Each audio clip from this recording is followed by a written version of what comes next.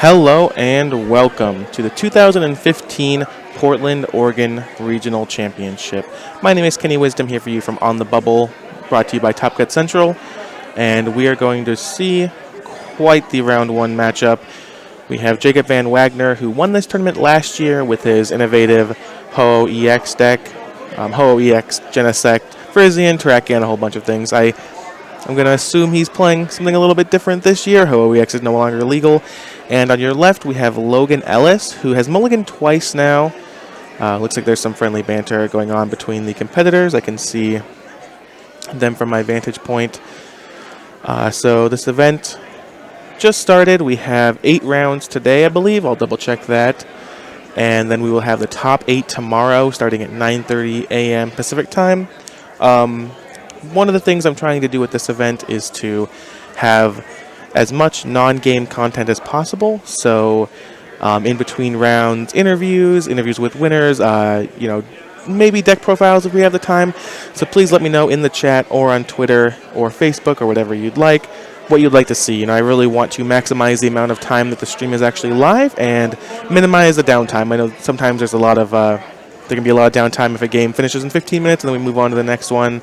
The round doesn't start for another half hour. So please let me know in the chat or whatever social media you like if what you want to see. You can basically do anything. And we have begun. It looks like Jacob is playing Seismitoad EX. He has 2 full art Seismitoads on the board. And Logan has a Halucha and a Suicune on the bench, or Halucha active, excuse me, with a Suicune on the bench.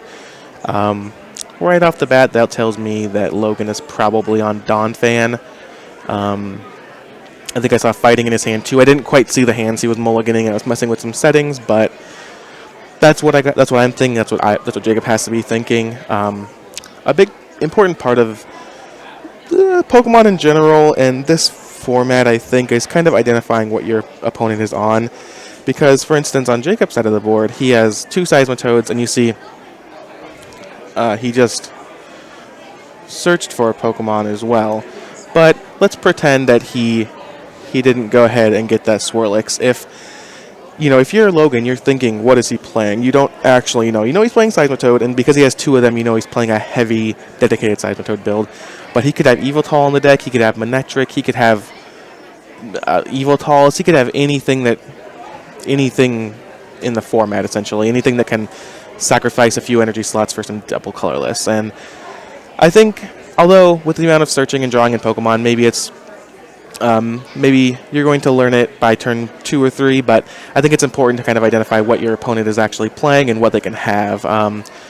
So we see Jacob play a Laser and get a Tails and pass the turn. Jacob started with a Seismitoad EX and had the DCE, so next turn, assuming that Logan doesn't have a way to knock off the energy with an Enhanced Hammer or anything like that, it appears that Jacob will be able to get the Quaking Punch lock,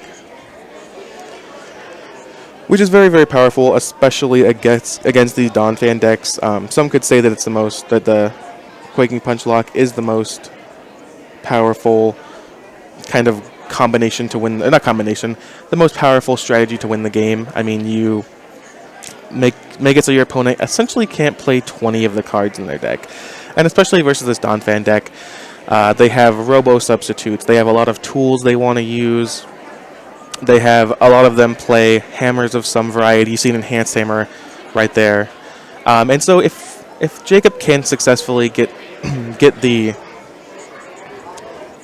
Quaking Punch lock off, it will be tough for Logan to really get set up. So what Logan has to try and do, and you see what he's doing now, is just playing the maximum amount of items possible, just because he does fear that Jacob has another DC in his hand, and he is just going to be able to Quaking Punch next turn, and so Logan wants to be as set up as possible.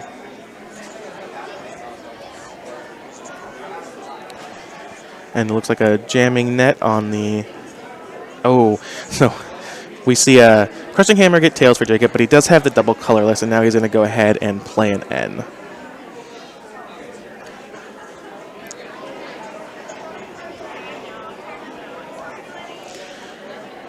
So jamming net's actually an interesting one. A lot of players have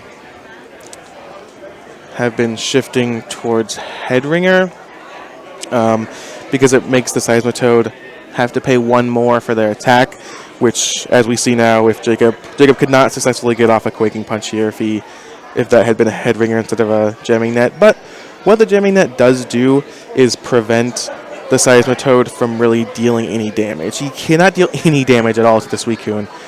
But if Logan had a Donphan or Hawlucha or whatever, you're doing 10 damage a turn. That is the thing that's already tough about Seismitoad is it actually has a tough time winning the game. It can, you're locking your opponent out of items, you're making sure they can't play many cards, but you don't really have a way to finish, unless you're running Water Energy, which Jacob very well may be for the second Seismitoad attack. A lot of them are just so slow, doing 30 a turn and now doing 10 a turn. And we see Jacob has the Slurpuff on board. That's going to go ahead and let him draw an extra card during his turns. Just kind of a way, and he has multiples, of course, so he could be drawing 2-3 cards. And it's just kind of a way for the Seismitoad deck to play out of ends, to kind of be able to get ahead. Again, we are not doing so much damage to Seismitoad. We are doing a very little amount of damage with a very big effect. But if we're drawing a couple more cards extra turn, maybe we can draw a laser and pump up that damage a bit, as you see Jacob has done. The Suicune has 30 on it from the laser. From the poison damage, excuse me. And there's a Strong Energy and a Colress. Logan is also opting to play Lucario, which we don't always see. When it was first spoiled, everyone expected Lucario to be very, very good, in combination with Landorus EX maybe. But after the first couple weeks that the set was released, we just kind of saw that A, Lucario just wasn't very good, and B, Landorus decks, or that kind of heavy fighting deck, wasn't really very good. We had you have Donphan, which just seems like such a better deck to be playing. It actually has effects you can do, and it's not just kind of raw power. Obviously, cards like Landorus and cards like Lucario are still very powerful, but they just weren't right in the format. Particularly Landorus due to his weakness to water, which is kind of a killer. So it's interesting seeing that Logan is actually playing the Lucario in this deck. Usually you want kind of a more streamlined, you kind of, at least in my experience playing the deck, you're cutting cards to try and fit in everything you need just to be able to get the Donphans consistently.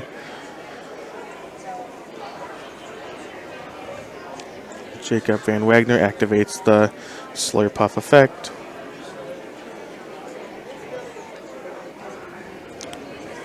And this Zerosic goes ahead and takes care of that Strong Energy. And Jacob's got to be feeling pretty confident right now. Things can very easily still go wrong. But with the Suicune kind of stuck active, no Donphan active, no way to search a Donphan except for a Karina.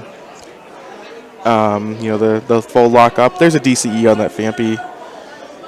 And the Suicune's getting knocked out due to the poison in between turns, meaning that it does actually give Logan an out to retreat. Now he is going down a prize, but now that Hawlucha has free retreat, so if Jacob doesn't knock it out this turn, he's going to be able to retreat into that Donphan and kind of get his stuff going.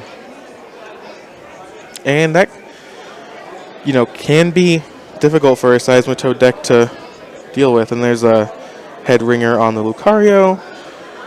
Headringer doesn't have many targets in this deck, so we're just going to go ahead and throw on the Lucario and make it a little bit tougher if he ever decides to attack with that.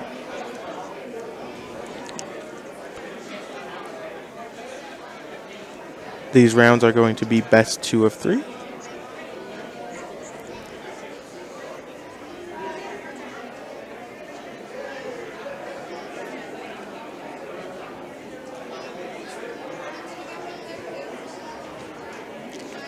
And there's the second Fighting Energy on that backup Seismitoad. Ooh, and there's a heads off on a laser, which is going to be one of the things that will prevent Logan from retreating here if he doesn't wake up.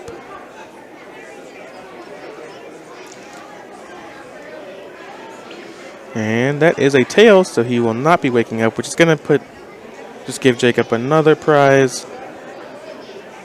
Yep, and he's going to go ahead and pass the turn. You see kind of a gesture of frustration because he can't play any switch cards. He can't play anything that would get him out of the situation. And actually, the Hawlucha, as you can see, gets knocked out going into Jacob's turn, which means Jacob doesn't even have to waste an attack on it, so he can get more damage on the board.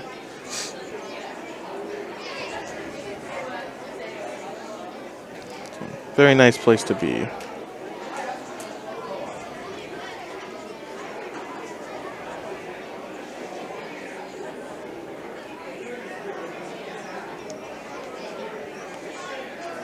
And there's the Crushing Hammer.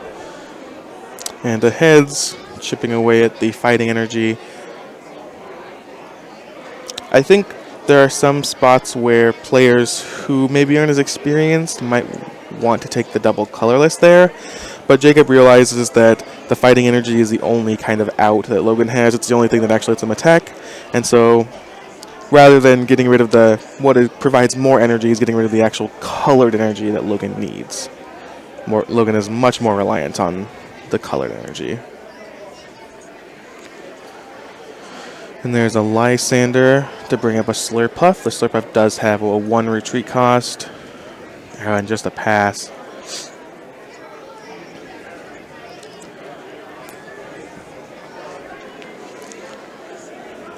And there's the ability. Jacob gets to draw an extra card off the ability because the Slurpuff is active. And there's the Enhanced Hammer to get rid of that double colorless on Logan's side. And it doesn't look like Jacob has a way to retreat. Let's see if he can draw another card. Oh, it looks like he found it off of that draw with a Slurpuff, actually. And it looks like Jacob's deck is actually getting sort of thin. We've seen him do a lot here. Ooh. And Versus Seeker for a Lysander to knock out that Vampy. And that's probably going to seal the game. As long as Jacob can prevent decking, which he should be able to do through ends. Logan just has no board. Jacob has almost everything he'd ever need. And he has the Seismitoad lock going, so Logan can't play most of the cards that are even in his deck.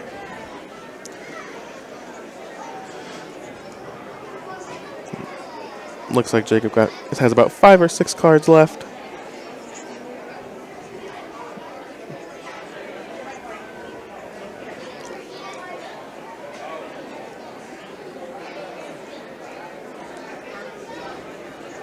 This event being attended by quite the number of top-level players. We have, last year's regional champion Jacob Van Wagner. We have currently top 16 ranked North American player Sam Chen. We have 2013 Worlds finalist Simon Narode. We have multiple-time Worlds qualifier and former Seniors Division National Champion Tyler Nanamora. We've got Paul Johnston. I think 2011 World Champion David Cohen is in the building, although I have not seen him yet, but the Chase Maloney, top 8 Seniors World Champion in 2012, as well as a quarterfinalist in last year's World Championship. The Northwest events bring a lot of talent, so should be a pretty interesting event to watch. Ooh, we see a Hawlucha EX hit the board, and then Jacob is going to go ahead and put a head ringer on it.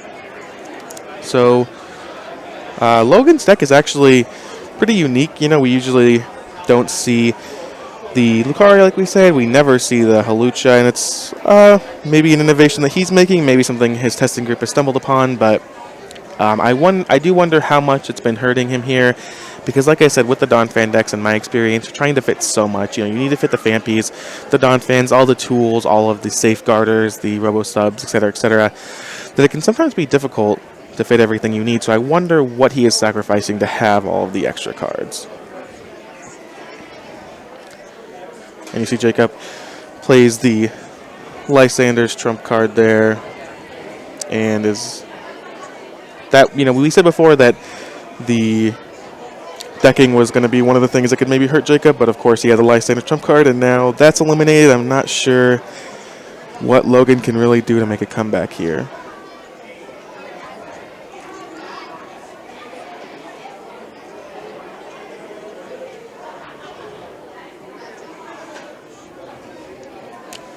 Jacob's going to go ahead and start his turn. There's a Juniper digging further into his deck. I have to assume that if Jacob's playing cards here, it's because he wants to probably hit hammers. One of the only things that can really slow him down here is Logan actually mounting an offense and somehow getting something set up. So Then there's a hammer, as we see in...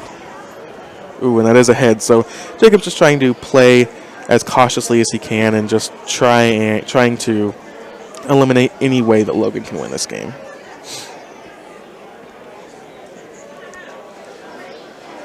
And Logan's going to go ahead and start his turn.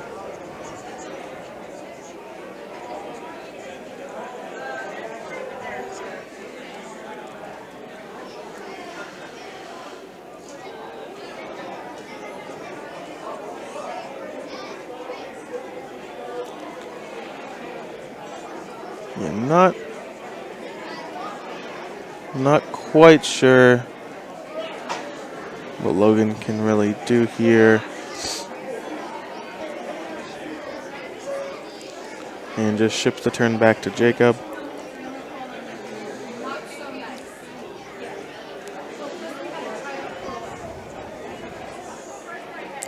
There's the laser. Oh.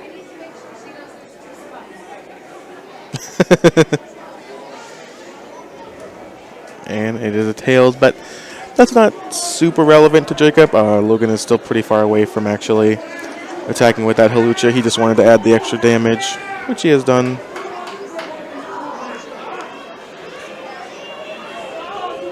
And if Logan passes here, that should be game. The poison will trigger, bringing him up to 110 damage, and then Jacob will just pass the turn actually and let the poison damage take effect as well. And that is it. So Jacob Van Wagner takes game 1 over Logan Ellis here at the Portland Regional Championships. I'd like to thank you all for watching round 1. I know that there is a lot more things you could be doing with your time, so I do appreciate every moment that you tune in with us here. We will have 7 additional rounds after this to play today. It's only about 10:13 a.m. here in the beautiful Pacific Northwest. So we will be live all day.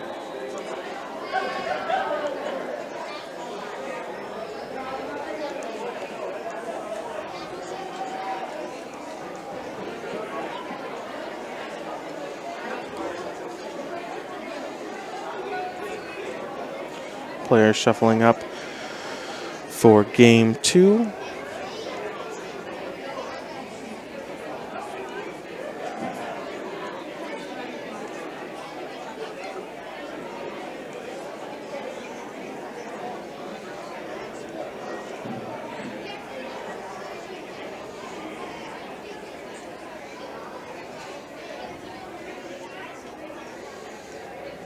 And it looks like, you know, the way this matchup works, I'm not totally convinced of it, but I think that, you know, it's got to be pretty bad for the Donphan player if the Seismitoad player can get that early Quaking Punch. We saw Jacob get the turn 2 Quaking Punch, and I don't think he ever lost it. You know, once you have the 1 DCE on the Seismitoad to start Quaking Punching, you can start attaching another Seismitoad. We saw Jacob have 3 Seismitoads fully built up, I believe, in that game. And at that point, you just never need to break the lock. You never need to let your opponent even have a shot at winning. And it can be quite tough. But if the Donphan player does get set up, you know, if Jacob stumbles, maybe he doesn't have to turn 1 DCE, maybe he doesn't have to turn 1. For some reason, can't get it off turn 2 or turn 3, it can be, you know, Donphan can really take over the game with the damage output and making Jacob take prizes off of things like Robo Subs, or even not even be able to attack things like Suicunes.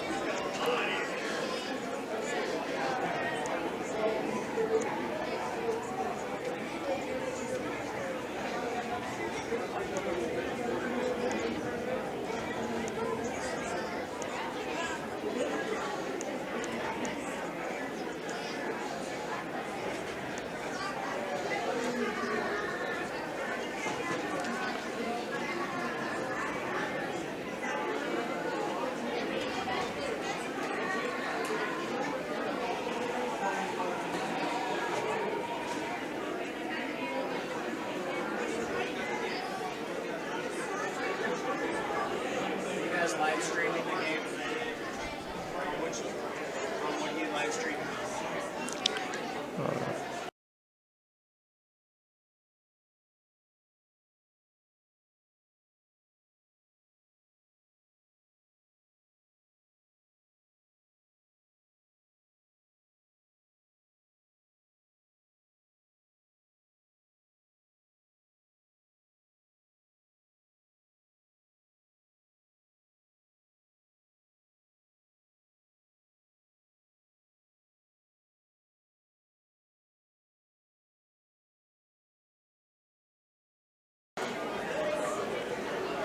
All right, and we're getting set up. Just had to give some information out real quick. Apologies for the few moments of silence.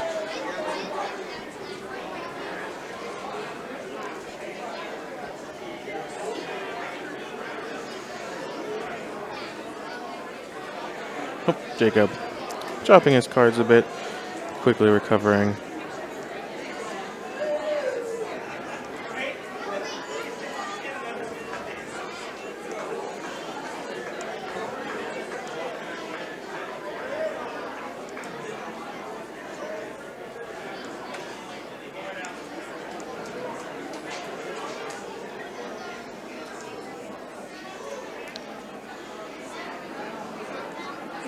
And looks like we're about to begin.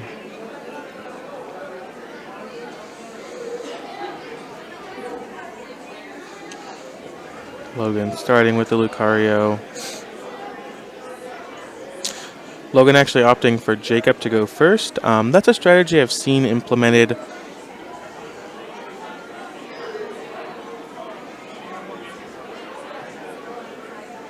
Ooh,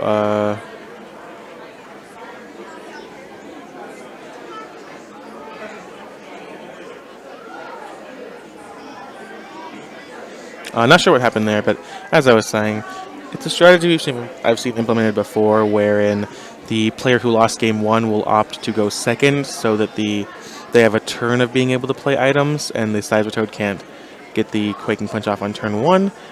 I'm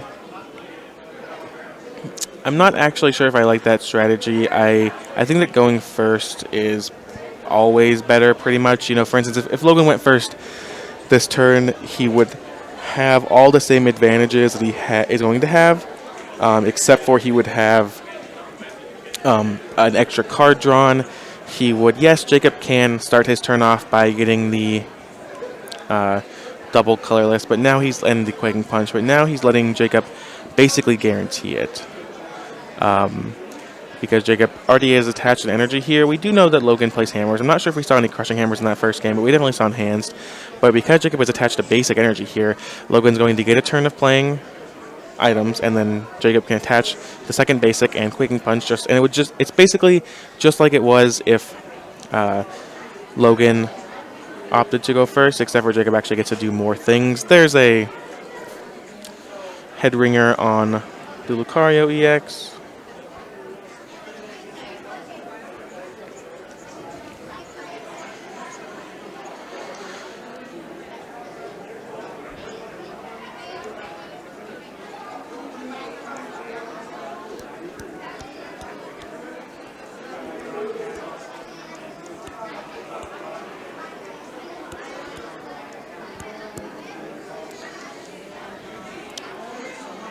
And Logan's going to go ahead and drop a Fampy and pass the turn back. Crushing Hammer misses, which is going to be important. Ooh, but there's the Enhanced Hammer anyways.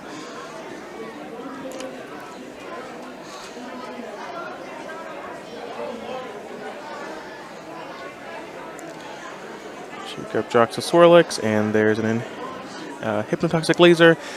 Hits a heads, and did Jacob miss the energy here? If he did, that could be big. There's the second side, well, considering playing second Seismitoad. I know he just passes the turn. Wow, so this is one of the moments we were talking about. Logan can definitely capitalize on this if he can get a Donphan going, Donphan going. If he can get to play some items. This turn that Logan's having right now is not guaranteed by any means. He should assume going into any Seismitoad matchup that he is not going to have an extra turn of playing items. So this is really huge for him and could be what wins him this game. He is actually a little bit behind here. You see he's going to attach a DCE to a Lucario, and he just passes the turn back. So, wow, that's just brutal. He even had the extra turn and then could not capitalize on it. There's the Slurpuff. There's second Seismitoad. Looks like an Ultra Ball for Jacob.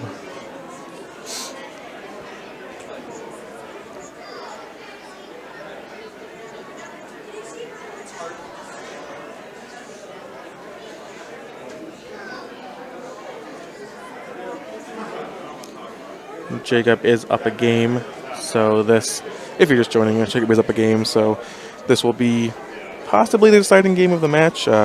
Certainly it's not over yet.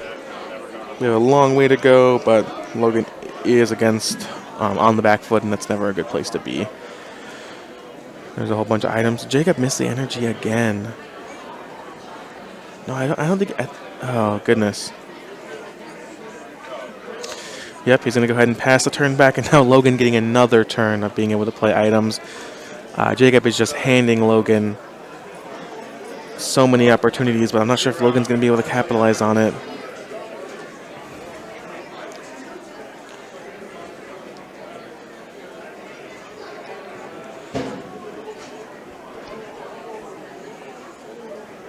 Oh, no, he just passes the turn back. Wow, just have a draw pass game.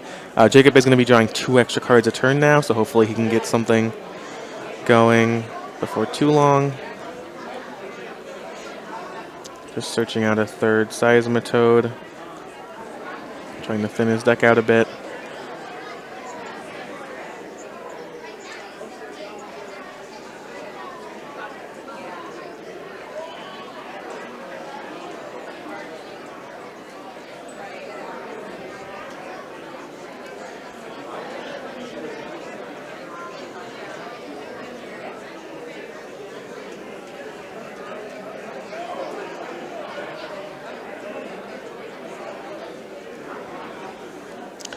And there's the energy he needed.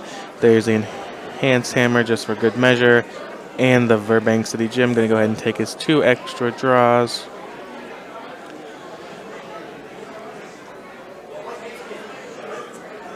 So that Lucario is going to go up to 120 damage after the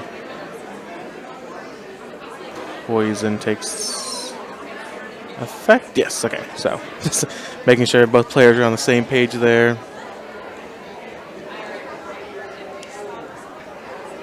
And wow, did Logan brick again? This would just be terrible. I don't know what's in Logan's hand, but he is just getting nothing set up. Just an energy on the Fampi and a pass would just be absolutely terrifying here. But it looks like he's considering playing a card. We know he has a Lysander in his hand.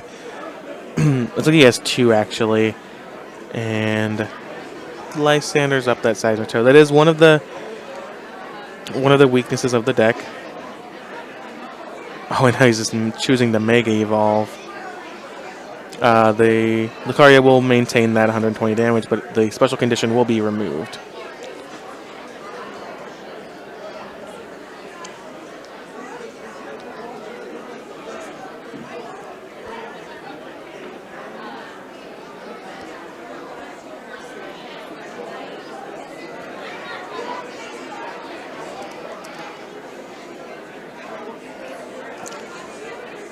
That Mega Lucario sitting with 220 HP total, so 100 HP left, and it is going to take Jacob some work to knock it out. I mean, if he can get it off, if he can get the, let's see, Quaking Punch with a hammer is 50, plus if he was able to get a laser, that would be 80, and then I guess it would actually get knocked out going into his next turn, so it's got to be what he's hoping for here. But at the same time, I'm not sure. I mean, the laser isn't completely relevant here. Jacob has a pretty firm grasp on this game. Again, it's very early, but I don't think he's too concerned about being able to knock out that Lucario EX immediately. You know, I think he can wait a turn or 2.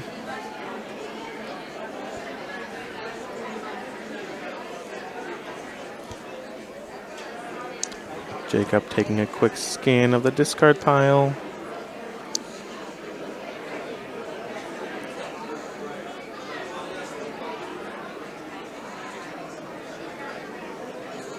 Gonna go ahead and draw his extra cards. Slurpuff.